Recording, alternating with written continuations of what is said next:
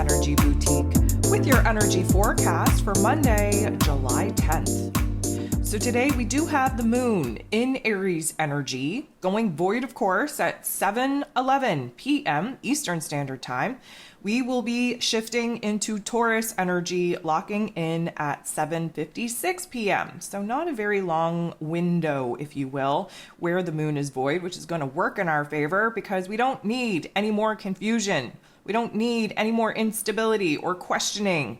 We don't need a, let's call it, stirring of the emotional and mental pot. We don't need to add to that. And so the smaller the window of the moon being void, the better for us. Especially considering the fact that Mars will be moving into Virgo energy here today. Go ahead, listen to that astro forecast if you haven't already.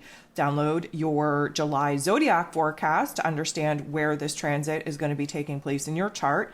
And this is also the last day of Mercury being in Cancer energy. You can go ahead and listen to that astro forecast as well. We will be shifting into Leo energy here tomorrow.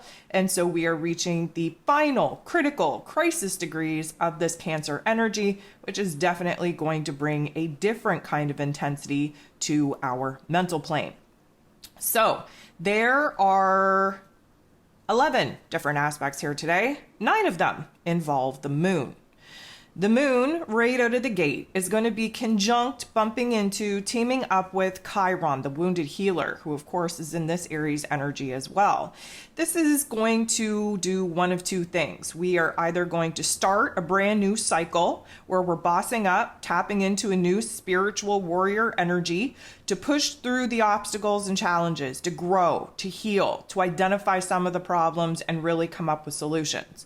Or we could find ourselves whiny pants, really sitting in our wounds, really feeling the feels, not really, I'm going to say, strong enough at this point to do anything about it. Either way, we are going to get illuminated to what the problem is and whether or not we have the energy, whether or not we have the focus to actually address some of these problems, or whether we're just going to continue to sit and wallow in them for a little bit longer.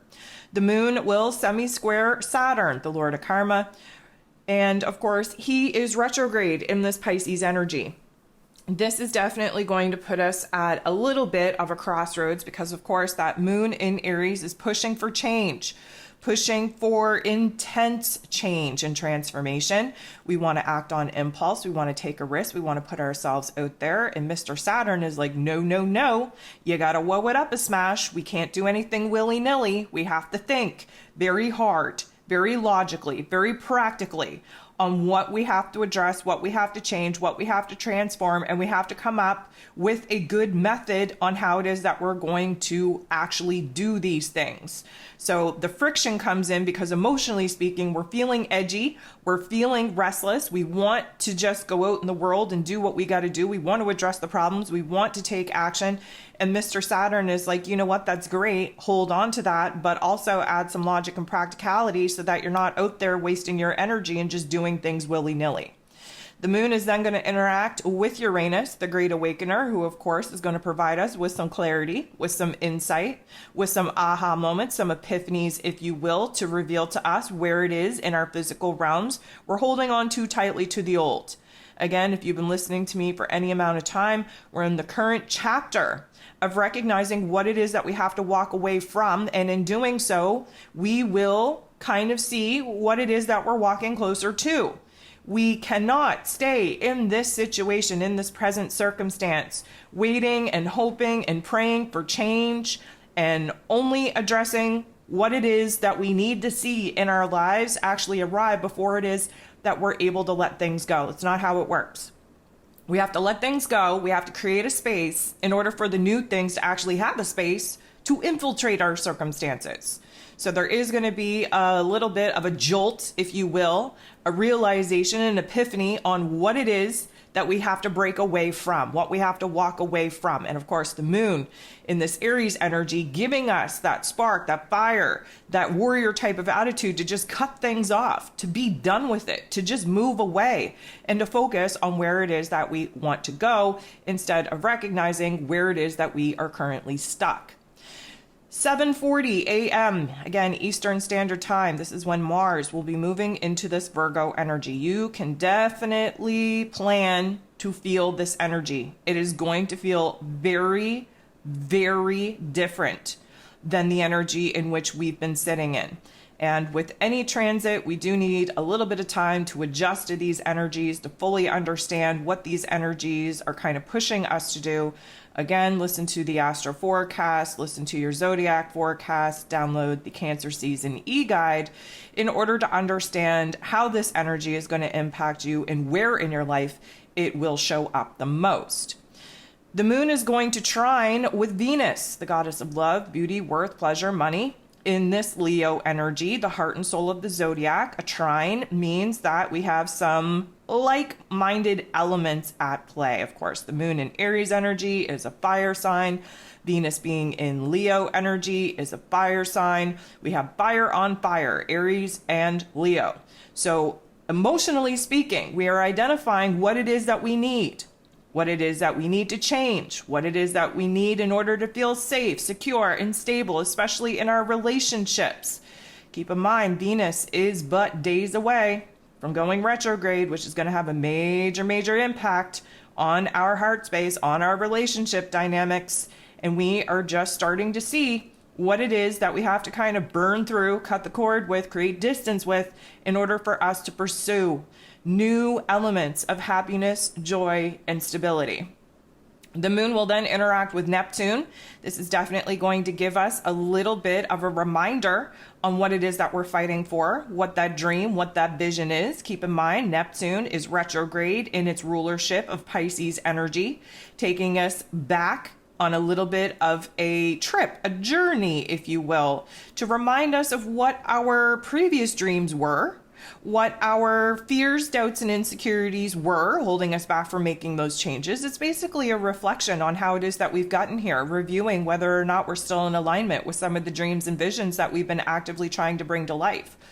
Keep in mind that Neptune being retrograde for the next 4 to 5 months is going to have us focused on cleaning up the mess of the now, cleaning up the debris of the now, really kind of having to deal with reality and not being able to run, to hide, to escape, to live in la la land. We have to address some of these things, especially where closing the door is concerned. And the moon in Aries is in a prime energy to do just that. So it is a reminder on what it is that we want to move closer to, the dream, the vision, the goal. But in that reminder, recognizing what it is that we have to address, clean out, close the door on, in order for us to actually align with that mission, with that goal. Mercury, ruler of the mental plane, ruler of information, ruler of communication in this Cancer energy, is going to come up to the final degrees of this Cancer energy and directly oppose and sit across from Pluto, the great transformer himself, who is retrograde in this Capricorn energy. So this is always a doozy. It adds a lot of pressure to our headspace. It forces us to really be obsessive and tunnel vision on what the problem areas are so that we can come up with solutions. Now, there's going to be a lot of intensities here, a lot of impulse. So we want to avoid making any kind of rash decisions. This is not the time to jump into anything that hasn't been well thought out, well contemplated.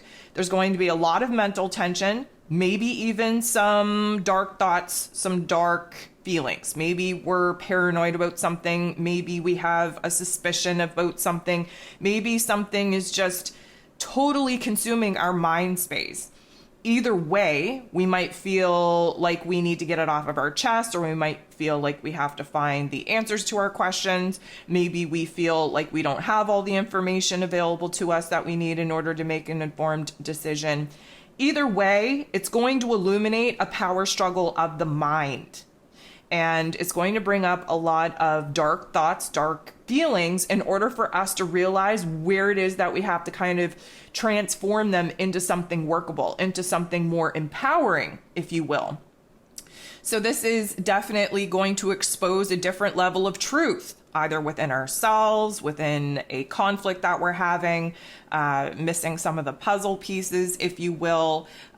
We are looking to unearth a lot of the things that have been hidden away, whether it's in our own consciousness or in our relationship dynamics, there's going to be some form of an aha moment, an epiphany, where new details, new information, new perspectives, new understandings are emerging, revealing something that has previously been kind of hidden away from us.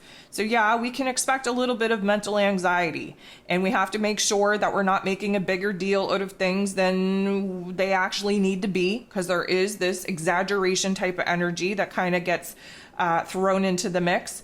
Definitely doesn't feel good, but it is going to reveal to us some of the questions, the questions that we need to be asking, some of the answers to the questions that we have been asking, some of the information and details that we absolutely need in order to paint a well-informed picture before we go ahead, make any decisions or choices about it.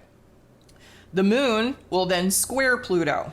This isn't going to feel good. This is going to add an extra layer on top of that Mercury opposition with Pluto. Now we're bringing our emotions into it. The one good thing that we can say about this is that when we get into the boxing ring and square off and fight it out with the great transformer himself, you best believe that the Aries energy is willing to just be done with it, to throw a little bit of a tantrum, to be that intense warrior type of energy, to just snap our fingers and say, you know what, I'm tired of it, I'm going to be done. This is where the emotional shift, emotional transformation happens. And of course, we need all of the shifting, all of the changes to happen in our inner realm first and foremost, before we start seeing those changes be mirrored back to us in our physical realm. The moon then goes ahead and squares Mercury. So as you can see, the moon, Pluto, and Mercury, they're having a little bit of a confrontation here. Our heart and our head, not on the same page. Pluto taking us down this like dark trip down memory lane and illuminating where it is that we're fixated on certain problems, definitely pushing the boundaries of our thoughts, of our ideas, of our perspective, of our understanding, and in the same type of situation, pushing the boundaries of our heart space, of the way that we're feeling about some things. And this is a prime opportunity for us to flip the script, for us to really create that domino effect that we need in order to see things from a different set of eyes, and therefore alter our emotional connection to the perspective and understanding that we once had. And of course, kind of, create that domino effect where the change and the transformation is happening within us. Again, be very, very aware of where it is that we're too tunnel visioned on some darker thoughts, some darker feelings, and be very cautiously aware on where it is that we're exaggerating, making a bigger deal out of our emotions or our ideas or our thoughts or our information than there actually needs to be. Then the moon is going to go void, of course. And again, very short time that the moon is void. We're very thankful for that.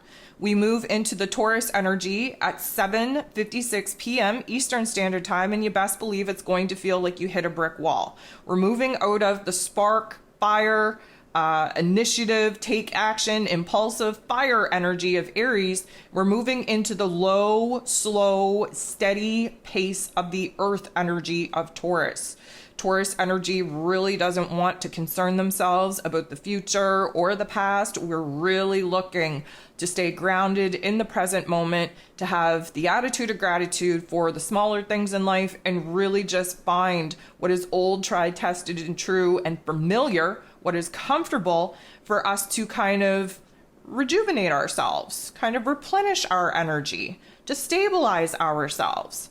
So the first aspect that the moon in Taurus is going to make is a trine, which is a beautiful energy, with Mars. Mars is the god of war. He rules over our physical energy, our drive, our passion, our desires, even our anger, and he's fresh in this Virgo energy. This is the first aspect that Mars in Virgo is going to make, and a trine means that this is common elemental energies. The moon in Taurus is an earth energy. Mars in Virgo energy, earth energy. Taurus, Virgo, earth energy, which means that we're very present in our physical bodies, in our physical circumstances, very aware of our physical environment, recognizing where we are shifting perspective.